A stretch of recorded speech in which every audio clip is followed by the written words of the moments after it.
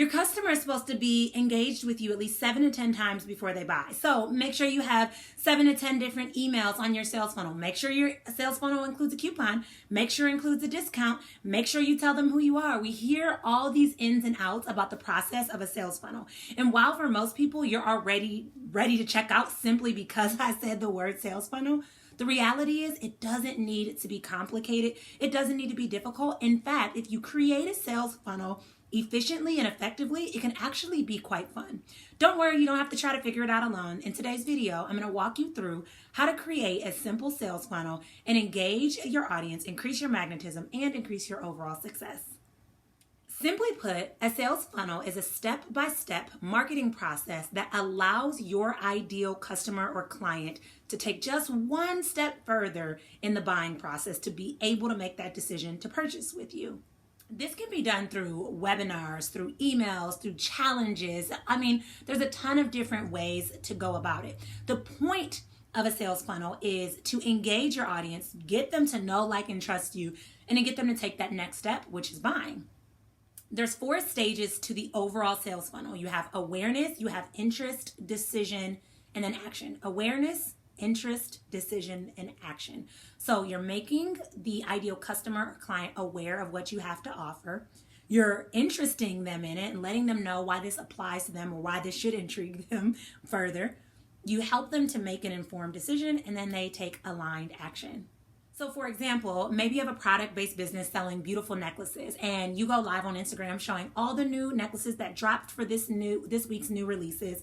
And then you say, if you go over to our website, you get 20% off. They head over to your website, they get 20% off, and they buy this amazing, beautiful necklace. Or maybe on the other hand, you're a coach or a trainer or something of that nature, and you say, okay, I'm going to teach this free training. I'm going to offer this to people. After the free training, they can jump on a one-on-one call with me, and on the one-on-one call, I'll pitch my high-level course that they can work with me one-on-one in. Basically, what you're trying to do is you're trying to increase your know, like, and trust factor through your marketing sales funnel. Now, again, most people get very frustrated with sales funnels, or some people will say, like, what's even the point of sales funnels? So let's talk about it. Sales funnel helps you to understand your ideal client or customer's journey. When do they buy? What intrigues them? What interests them?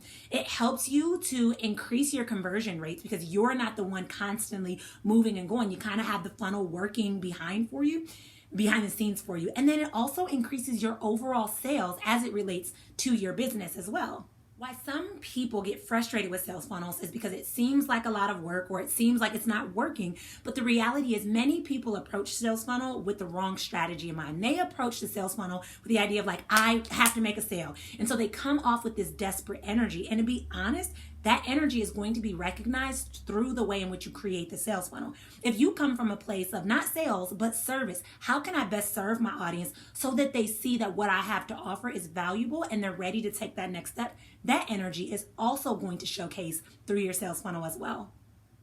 So what I want to talk about is I want to talk about the difference between a generic sales funnel and an authentic sales funnel, because that will make or break your success as a business owner. So, for example, with a generic sales funnel, you may be one of those people that's like, oh, I'm going to buy a template that helps me plug and play, and I just put in my specific thing that I'm offering right here in this line, and then now my sales funnel is done. Versus an authentic sales funnel is very much like, hey, this is my voice. This is what I want to share. And I don't need a template to share what I have to offer because I know how to speak it up. I know how to talk about it. Also, you may have like a generic process for your generic sales funnel. Like, I think I'm supposed to have 7 emails, so let me do 7 emails so I can check it off my list, versus being intentional about being magnetic. Oh yeah, I need 7 emails, but I'm okay with 5 because these 5 emails are bangers. Or I'm okay with 10 because even though I should only need 7 and I don't want to over-inform, I'm giving so much value, my audience is going to love this. With a generic sales funnel, you have a very generic or inauthentic approach. It's very much like, let me check this off my to-do list. Let me just hurry up and get this information out so that I can say I've done it. Versus an authentic funnel, you have very genuine and in-depth and personal conversations with your audience because you're really wanting to engage them and really wanting to provide that value. Which kind of goes along with like having a very generic voice because you just have like a generic sales funnel. or having an authentic voice. Like I see sometimes in funnels, people will share somebody else's quotes. Like you are the authority with this. This is your business. Speak from your voice. Share your genius. Share your passion. Talk to your audience and really engage them. Please know, if you're going to put your effort into building a funnel, the effort's going to be the same, but the energy is going to be different based on the way in which you approach it. So you got to pay attention to the energy that you're sending and giving and making sure you're really engaging your audience. So let's talk about, how do you actually build a genuine sales funnel that increases your magnetism and increases your success? The first step should probably go without saying, but I'm going to reiterate it anyway. Know your audience. The more you know your audience, the more engaging and effective your sales funnel will be. What are their pain points? What are they struggling with? What are they looking for? Truly understand your audience so that you can speak to these things. When I was coaching people around book writing, I talked about the journey of book writing, trying all of the things, taking all of the classes, Googling and YouTubing everything, but not getting anywhere. And every time I'd write an email, I wrote it from the place of, I remember what it was like in this place, and this was the strategy or the solution that I was looking for. And every time I wrote an email from that energetic state, I attracted people that were right there, that were ready for that next step, that were ready to take that next step because they were ready to go into that next level and go after the goal that they desired. The only reason I was successful at doing that is because I knew my audience inside and out. Which goes to the second step, which is know what it is that your audience wants, okay? We have to know exactly what our audience wants in order to be able to speak effectively to that. So for example, if you're coaching people around budgeting and you're like, I want to help you, budget, and I'm going to be a life coach and I'm going to teach you how to budget, right? But you're coaching people how to do the envelope system, but maybe people are really trying to learn how to use online systems to create a more effective budget when they're newlyweds and blending their money together, right? Know exactly what your audience wants so that you also know how to offer it. A little caveat to this is to understand that sometimes your audience doesn't even know what they need. So it's important to pay attention to what it is that they want. So for example, when I coach and support people around business, I don't talk about mindset. I may say mindset is a piece that's weaved into my business coaching practice, but I don't sell mindset as first and foremost, okay? Because people don't know that they need mindset. They know that they want to make more money. They know that they want to be more effective. They know they want to have a greater income or impact. They know they want to bring in new clients, but they may not know that mindset is such a big piece. So sure, mindset is a huge piece of it because I know that 90% of our success starts up here. And so mindset is surely weaved into it, but what I'm presenting to my audience is exactly what it is that they're asking for and seeking.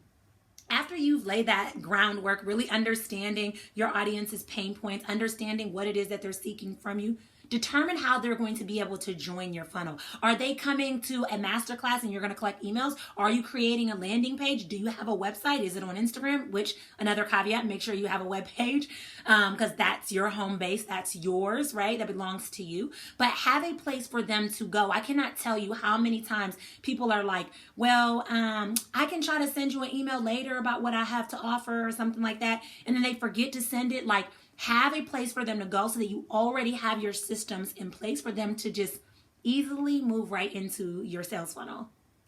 Next, when your audience is in your sales funnel, find a way to keep them engaged. The biggest mistake you can make is just sell. In fact, for me personally, when somebody comes to my list, I'll just thank them. Like, I'm so happy that you're here. I'm so happy that you took this next step. And then I think of ways that I can add value. I let them know who I am. So that's increasing the know, like, and trust factor. And they have an opportunity to dive in depth to learn more about me and to see what I have to offer. It's usually quite a few emails, like 2 to 3 before I'm offering to sell something right away, because I just want them to get comfortable in that energetic space, understanding who I am and that I genuinely care about serving more so than anything. With service-based businesses, this is easier. So for example, if you're a hypnotherapist and you're selling hypnotherapy session, tell them the history of hypnotherapy. Tell them the reason that you started hypnotherapy. That's easy, right? But what about a product-based business? If it's a product-based business, you can still do the same thing. You can talk about why you're inspired to create these products. You can talk about why people love your products. You can talk about what you do behind the scenes and how they can get to know more about the person who created this business. It's just a great way to help them to let their guards down and understand that you're not just in it for the sales, but you really care about that support and that service. Then you're going to want to create space for your audience to take action and make it easy for them to take action. If you're going to tell them, oh, you need to take this step and then this step and then this step to get to that next step, they're not going to do it. Make it easy. So if you're sending an email that says, hey, here's 20% off and this is where you can access my store site, make it easy. Make it simple. If you're like, hey, this is where you can schedule a call with me, just put that link there. Like, don't make them have to click or go through a lot of things. Allow them to take action, give them permission to take action, and make it easy for them to be ready to take that next step. Whether or not your audience is taking that next step, continue to engage them. Continue to be of service. Now, don't be a bugaboo in email every single day. Don't be a bugaboo like, hey, you didn't, take the next step. What is up with you? Literally just offer value. So if that's a weekly or a monthly newsletter, offer that value. If that's just you sending your new releases and saying, hey, I was thinking about you. Here's my new releases for the week. Just wanted to keep you in the know. Just continue to offer that value because again, remember, research says it can take 7 to 10 times before someone is ready to take that next step. And the key factor for somebody being ready to take action is seeing you be consistent and seeing you show up and also really engaging and liking who you are as a person. You got to remember, people can buy from anybody. There's a million necklace shops. There's a million coaches. There's a million people that own clothing boutiques. There's a million different options, but there's a reason that people are connected with you. So continue to just be you. Just continue to use your voice, which leads me to my final and last step in creating an effective sales funnel. And that is to evaluate, reflect, and adjust your sales funnel accordingly. You are not married to the sales funnel that you create the first time or the 100th time. If you realize that people get to email number 3 and they're done buying it, or if you realize people get to your website and they get that 20% coupon and they never come back and engage, take an opportunity to reflect, evaluate what is working, what's not working, what do I need to adjust, what do I need to do more of, and what do I need to do less of. The biggest mistake you can make is say, okay, I made this sales funnel, checked it off my list, I'm done, I don't have to do anything else. You constantly need to be evaluating what's working and what's not working so that you can, again, increase your impact by really engaging and bringing your people in and also increase your overall success in your business. So what I'm going to challenge you to do is I'm going to challenge you to dive into the workbook. The workbook is going to really allow you to reflect on your sales funnel process, building out your sales funnel or reflecting on the one that you already have so that you can create a secured and strategic sales funnel, increasing your magnetism and your overall impact and income as well.